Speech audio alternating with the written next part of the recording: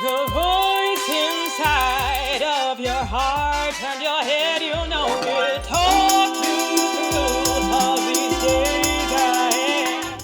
Hey everyone, I hope you're having a really good day and I hope this video brightens your day. I'd like to take this time to thank our sponsor, Timecodes. Thank you so much for supporting us. Timecodes is the bestest friendship accessory ever, coming soon. I'd also love for you guys to leave in the comments after watching this interview. This is an emotional one. Which of Sandra's experiences parenting resonate with you the most? And whether you are a parent yourself, whether you have a child with a disability or do not, or even if you are a child or ex-child who is not a parent, leave your tips for parenting. We can all learn from each other. Hello, my name is Gena Sims. I'm the founder of the Autism Theater Project. And today I'm talking with Sandra Valencia. Sandra is the mother of a child with autism. She has been an ABA therapist and she has worked with a nonprofit organization called Autism and Music. And she has exciting plans for the future about how she wants to help children with autism and their families moving forward. Happy to be here with you in this interview. Awesome. Me too. Me too. So, awesome. Sandra, what has been your favorite part about working with children with autism, both your son and the clients you've had as a therapist? I think my favorite part has been like being able to help in this journey, you know, like as a parent of a kid with autism, like we always need someone to kind of help us out and guide us through like this journey, which is not an easy journey.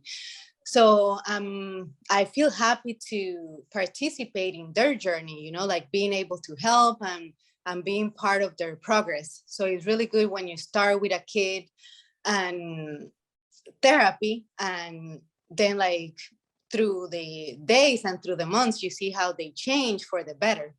So it's like really, like I'm really grateful for that, to be able to be part of that process and being able to help his family or her family as well. What made you decide to become an ABA therapist? Well, since Danny was diagnosed at 3 years old, which was like 13 years ago, I got like really involved with like the community, you know, like, so I started working as a shadow for kids with autism. I got involved with Autism and Music. So I've been really involved and I wanted to learn more, to first, of course, help my son even more and be able to help other parents and other kids. So that's why I really wanted to be an ABA therapist. That's very smart. That's awesome. I have a lot of respect for parents who, in response to that diagnosis, just go head first into learning all that they can about how to help their kids. Yeah. And that's really cool that you not only like went head first into doing all of that research, but you also decided, okay, let me become a therapist with other kids and learn how to help other children with autism, both for their benefit and also for yours, because you learn from those kids and then you take those lessons and you give them to Danny. Of course. That's what we should do as parents. Like I don't think we ever stop learning, or it's never enough, you know, like we also like have to keep learning ourselves. And, you know, like that's not only as a mother with a kid with autism, as parents in general, we need to, you know, like evolve, you know, like with them and with the world, and in order to help our kids and to show them life as best as we can. Could you talk about when Danny was diagnosed, Danny, your son, what that experience was like for you? Yeah, Danny was diagnosed when he was 3 years old and he's 15 now. So it's been many years that we've been in this journey. I guess like there is no other word that I can use, but I was devastated. You know, like I didn't know anything about the subject. I didn't even know what autism was. And of course, like as a mother or as a parent, it's really difficult to know your son has something you don't even know what it is. you know, and you don't even know what to expect, and you don't even know how to start helping them. And I guess like we all have this idea of like perfection, right? Like when you have a kid and you think everything is going to be perfect in, you know, in our own way, and your kid is going to develop like every other kid, and that's what you expect, right? So when they come and tell you, no, like this is how it's going to be, or then you start seeing like all those changes, and that like your life is going to be totally different of what you expect it to be or what you want it to be. Of course, it's like stuff, you know, like I wouldn't even go to sleep at night, you know, like I would cry all night. But then like you realize that you just have to be strong for your kid, and you were the only one who is able to help your kid out. So like if you don't stop crying and you don't stop working on that, then nobody's going to do it for you. So you have to kind of like stop crying and get even tougher than the situation, and, you know, just research and yeah, like start like this journey and like find out what you can do, and yeah, like all the possibilities, because there is a lot of resources and a lot of possibilities.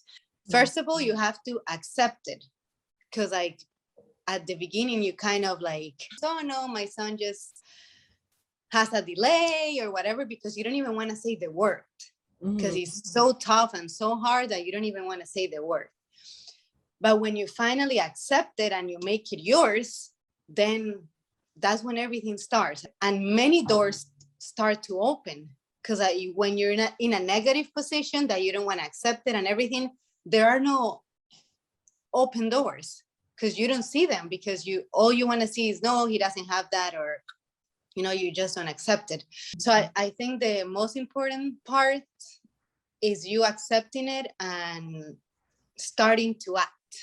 We have to just work for them, as everyone does for any kid. Typical kids, special need kids, like we all do the same because we're parents. My sister has autism, and my dad told me that it takes strength to be a parent of someone with autism. That, you know, parents of kids with special needs, they're strong people, and it takes strength. It says physical, mental, emotional, and in terms of the mental strength, what he's taught me as a parent, obviously a parent of someone with autism, is how important it is to have that vision for your kid, that faith, both faith and acceptance. Could you talk a little bit more about what you've told yourself, or maybe what experience you had, or maybe what somebody else told you that helped you accept Danny's condition and have faith in his ability to overcome his obstacles? It doesn't matter what someone tells you. If you don't believe in it, and if you don't feel it in your heart, it doesn't matter what people says. So you kind of have to believe it yourself, you know, like you just have to, yeah, accept, have strength, like be like super strong, have faith in everything, and have faith that everything happens for a reason, and that you're the mother of that kid, because in my case, I believe in God, and God sent it to you because he knows you're strong enough to handle this situation, and that everything is going to be okay. Like, I guess that's how I took it. And that's how I started like working in everything. That's how I started to move, and I got involved in everything, and I got Danny involved in everything. And in about 6 months, when I knew when Danny was diagnosed at 3, Danny has lost like all his words, all his vocabulary and everything. But then I started seeing the changes, and then I started seeing like how Danny's progress, and you know, that just kept me motivated. Of course, when you see changes and progress, then you just keep going with the same, because like you're seeing all those changes. So yeah, it was just the fact that I started working on it. I didn't just stay there, you know. So I kept on working, and I keep on working every single day. You know, like Danny now is a teenager, but like Danny is where he is right now because of all the things I've done and his therapists have done and his teachers and my family. And, you know, so I have to keep doing it. I have to keep working. Danny's big now, but we have to keep working so he can get even better, so I can get his maximum potential and he's able to be as independent as he can, and so he can have a good life and as independent life as we can actually teach him or create for him. I can imagine as a parent, you probably feel like your faith and your commitment has to be the strongest. And then when other people see you, like other family members and therapists, and they see how hard you're working, that just makes them want to step up. We all have to be on the same page, because like that would really help us out. That would really help him out. So that's super important. What do you love most about being a mother? I think I've loved everything, you know, like Danny is my companion. I'm gonna cry. And Danny's my everything. Like, I never feel lonely. It's loving someone more than you love yourself or anything in your life. Like if you thought you loved someone before, that's nothing. When you have a kid, then you meet that real love, you know, like that it comes with many things behind it. Because like loving, it's hard because you're scared, you have doubts if you're doing everything right. But like at the end of everything, like all these feelings go away because you look at your kid and you're just, everything is worth it. It doesn't matter how scared or if you doubt about yourself, if you feel that you're not doing everything right, you just look at this person and you can just say, I've done everything right. That's why I have him or her. So like, I don't know, I love everything about being a mom. I've been with Danny by myself for a long time. Mm-hmm. And our life have been like, we're really blessed. You know, I've been able to be next to him, to be like his companion in every step of his life. And I've been able to be there for every single important thing, which is everything. For me, everything is important. But thank God I've been able to be there. And I haven't lost not a single thing about him or his life or his changes or his stages. And, you know, like I feel completely successful and complete. When you're a mother, I guess like your priorities change and the meaning of success changes a little bit. So like before I had Danny, I guess like my meaning of success was totally different. Now when I have Danny plus his condition, like being success is just being able to do what I do, you know, like seeing my son grow up, get older next to me, seeing his progress, seeing like simple things. Like I never thought Daniel would ride his bike, you know, and I taught him and I saw it for the first time. So like, I was super grateful. I was crying, and that's why you can never underestimate anyone. Of course, you get like things in your head that put a wall in front of you, but no, if you have to take down that wall, because everything is possible. And if you work hard enough, you're gonna get everything that you want. And everything with other parents and trying to help kids and adults with autism and their parents and their families. And like, that's what I think, that's my purpose in life. How did you get involved with autism and music?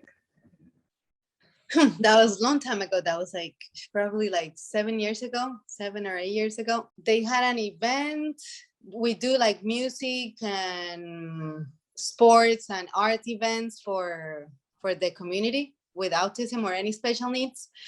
And they had an event, and I went for the first time with Danny, and it was like a music event. And then since then, like I was always like looking for places, you know, I wanted to get involved in everything, and I found the right place. So I've been with them, and Patty, the founder, is one of my best friends. And yeah, we're like 6 or 7 of us. We're all friends. And yeah, we created like a really nice group, and we do all these events. But yeah, like we started there and it was awesome. It's been awesome. We've been with them for like 7 or 8 years, as I said. We've done music events, yoga events, art events, any sports. Yeah, we've done a lot of things with them. For the future, what do you dream of doing for autism families? I think my dream is, I would like to kind of create some kind of like either channel, podcast, you know, like something like that, and talk about everything when it comes to autism, you know, like give parents and families and people out there in general just enough information for people in the world to know a little bit more, you know, like be a tool in the world for people to understand autism even better. So I would like to be that tool, not because my life is perfect or because I'm always happy or because everything is perfect in my life. No, not because of that. It's because I've been through many things that I think can help those parents out, you know? You have to understand in the first place that you have to be okay, that you have to be happy, especially emotionally, in order for your kid to be okay. I share that passion you have for helping parents feel that same faith and feel like they can center themselves for the sake of their kids. And that they're not alone, you know, like there are many people like us, you know, like me, like we're not alone. Like we have a big community out there. When Danny was first diagnosed, we talked about how it was 12 years ago. What were the resources or support that you wish you had at that time? You always wish to have more knowledge, but everything happens how it needs to happen. You know, like you have to go through all these not that good experiences in order for you to learn and to get where you are, and to actually appreciate what you have and what you did and the long way you've been going through. So like I think everything was perfect. It was just I didn't like I don't wish to have like any other resources of what I had, because whatever I had is what took me here. So like I'm grateful for everything I learned. I'm grateful how everything was, you know, like just what life was showing me and what life was throwing at me, because that's how I learned what I know now. And that's why I have the knowledge I have now. So Talked about how proud you were of Danny riding a bike. Are there any other moments that stick out to you as moments when you felt most proud of Danny? when it comes to cutting, it was super hard for him, but then he does it perfect. Tying his shoes, that was hard. Like I never thought like he would tie his shoe because it was super hard for him. Then he does it like nothing, you know. Riding his bike, like brushing his teeth well, you know. Anything that involves like being a little harder, you know, like because you have to have like strength in your hands in order to do all these things. But like he surprises me every day, you know, like he gets all these things that I don't even know how to do them, you know, like he's great at Legos, and I've tried to do one and I almost, you know, I was giving up because like that's so hard, like those really small pieces, like that's not for me. And he's great at it. So, and how he draws, how he writes, how he does things in the computer and on the phone that I don't even know how to do. You know, like he surprises me every day. He's super smart. That's why we can never underestimate them. They're able to do everything you want them or they want to do. If they keep working on something, then they're gonna get it. They will. What's your biggest dream for Jenny for the future? Even though it may sound unrealistic and whatever, like I want him to be happy wherever he is. Because I think that's the most important thing. For like leaving him that and being happy wherever he is, for me is the most important thing. But of course, I want Danny to be as independent as he can. I want him to have a life closer or even better than our lives, you know. That's it. Like I want him to be independent, being able to be and live in a society, in a community, being able to maybe drive, go around, do his things, you know, like. But the most important thing for me is for him to be happy and always be in a place that he's accepted and he's loved and, you know, like supported and all that. Like it's really hard to think about when you're not around. So I used to think a lot about that and I would cry and it's like what my son is gonna do when he's not with me, when I'm not here anymore. But like I don't even think about it anymore because like that's being super hard on you and that affects you so much. I just live day by day, you know, like I try to take it like that. And I'm gonna do everything I can and my best to be the best I can while I'm here. Because when I'm not here, there is nothing I can do. It sounds like you have the faith in him, you put the work in, and you allow him to surprise you every day. So essentially, when you think, hopefully, you know, years and years into the future, when you're not around, considering how much work you put in and how much work he's put in and how much he'll grow, there's a very likely chance he'll be in a very good place to live a full life. Kids have so much to learn from kids with different backgrounds and different experiences.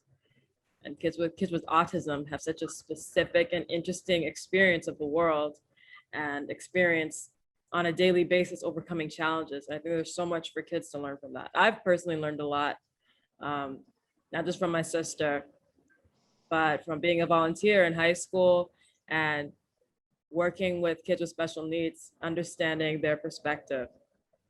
Yeah, there is so much we have to learn from them.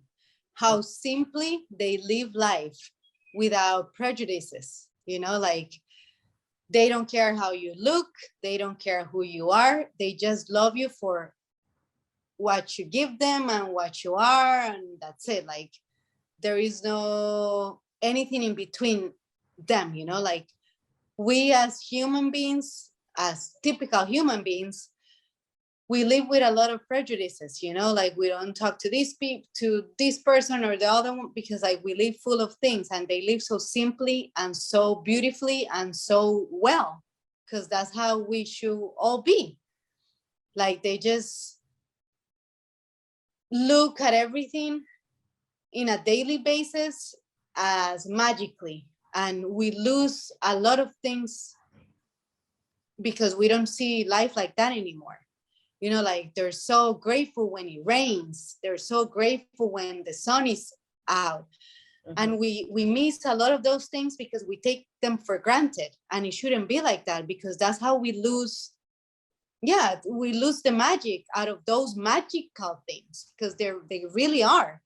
Just deeply grateful every day for the world around them. Yeah, my sister's totally like that. My sister will actually point out the blue sky. And back when she was less verbal, she would just say blue, but she would say it with so much intensity. She's like, blue, blue. Like she wants me to look of course at it. that they're Yeah. amazed by it. That's how Yeah. we should be. We should never stop being amazed by all these amazing things. And they never stop, you know, like he's just grateful for everything. He wants to go to the movies, and just being there for him is amazing. And like just watching the sunset and like the ocean, all these things that are amazing that we keep taking for granted every day, they don't. So I think we have a lot to learn from them, a lot. So awesome. I totally agree. That's what I'm excited about with the Voice Inside web series we're working on for teens. We want to showcase the stories of different teens with different abilities, different conditions, and show that they all have a voice inside. So they're all the same but different, and kids can go and learn empathy from the start early on, and then they'll grow up to be very powerful adults for sure. Exactly. That's the perfect word. We'll be more powerful, and the little kids will be powerful adults because they've learned all these things that make us even more powerful. So yeah. So people can reach out to you if they have any questions. My email is sandrisvalencia28@gmail.com, which is SANDRIS. Valencia is VALENCIA 28@gmail.com. I think you said so many helpful things that can be helpful for a lot of parents. So I'm excited. I'll be glad to help in anything I can. Awesome, great. Well, thank you, Sandra. Hey everyone, thank you so much for watching that interview, and thank you again to Sandra for being so open with us. Thank you again also to Key Knows, the bestest friendship accessory ever, coming soon. Key Knows is a very loyal sponsor. And if you guys enjoyed that video, please hit the like button, hit the subscribe button, and come back for more.